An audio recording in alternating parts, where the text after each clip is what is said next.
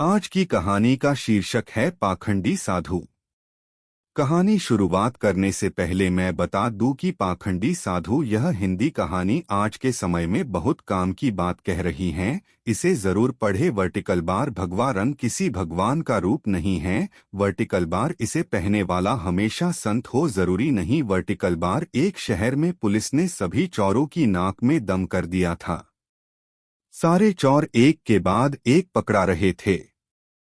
बस एक चोर जैसे तैसे बचकर एक जगह जा छिपा था। तभी उसे एक ख्याल आया कि क्यों न वो भगवा पहनकर साधु बन जाए।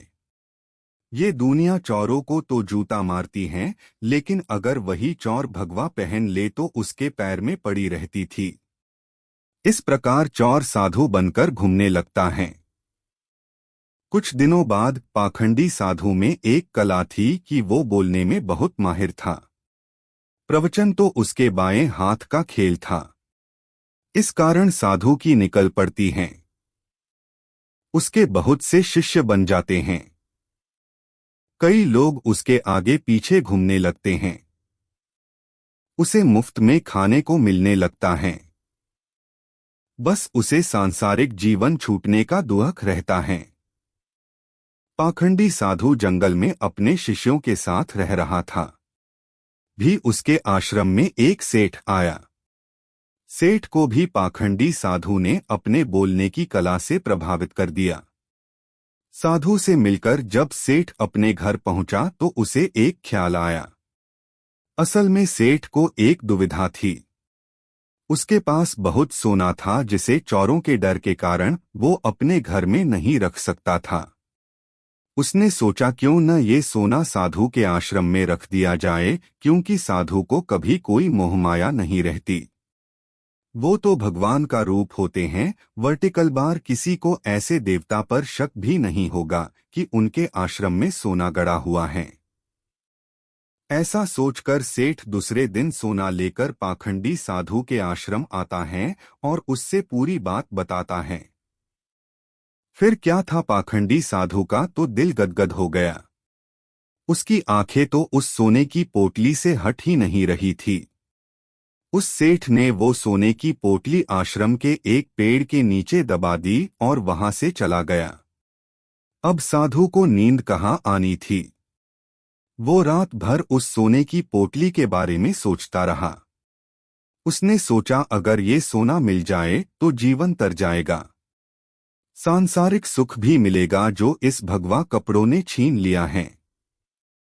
इस तरह साधु ने कई सपने देख डाले। दूसरी तरफ सेठ सोने को आश्रम में रखकर संतुष्ट होकर सो रहा था।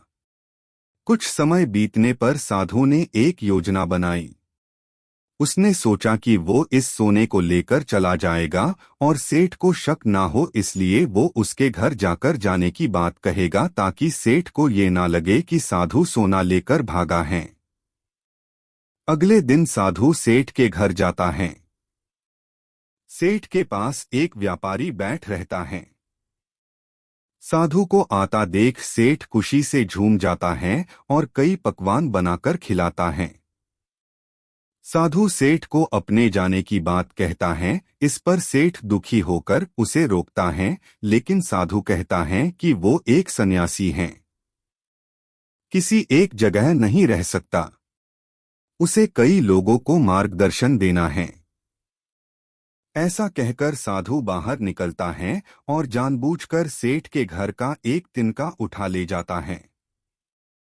थोड़ी देर बाद साधु वापस आता है, जिसे देख सेठ वापस आने का कारण पूछता है। तब साधु कहता है कि आपके घर का यह एक तिनका मेरी धोती में लटक कर मेरे साथ जा रहा था, वही लौटाने आया हूं। सेठ हाथ जोड़ कहता है, इसकी क्या जरूरत थी। तब साधु कहता है, इस संसार की किसी वस्तु पर साधु का कोई हक नहीं है। फिर अपनी बातों से वो सेठ को मोहित कर देता है और वहां से निकल जाता है। यह सब घटना सेठ के पास बैठा व्यापारी देखता है और सेठ से पूछता है कि कौन है ये साधु। तब सेठ उसे पूरी बात बताता है, जिसे सुनकर व्यापारी जोर जोर से हंसने लगता है। सेठ हंसने का कारण पूछता है। तब व्यापारी उसे कहता है, तुम मूर्ख हो, वो पाखंडी तुम्हें लुट के ले गया। जिस पर सेठ कहता है, कैसी बात करते हो, वो एक संत हैं, बहुत ज्ञानी हैं। व्यापारी कहता है, अगर तुम्हें अपना सोना बचाना है तो उस जगह चलो जहां सोना दबाया था। सेठ उसे वहां लेकर जाता है और खुदाई करता है, लेकिन उसे कुछ नहीं मिलता। वो रोने लगता है।